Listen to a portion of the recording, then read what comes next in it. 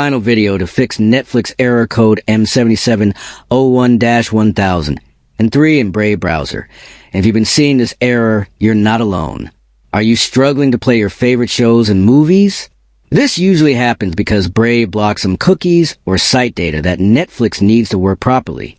You probably tried other fixes on YouTube or social media, but most of them are long, confusing, and hard to follow. On Rexist, I have a secret easy trick that solves this error in just a few clicks, so you can start streaming immediately without any hassle. If you want to make a full step-by-step tutorial showing exactly how to do it, comment below and I'll guide you through every step.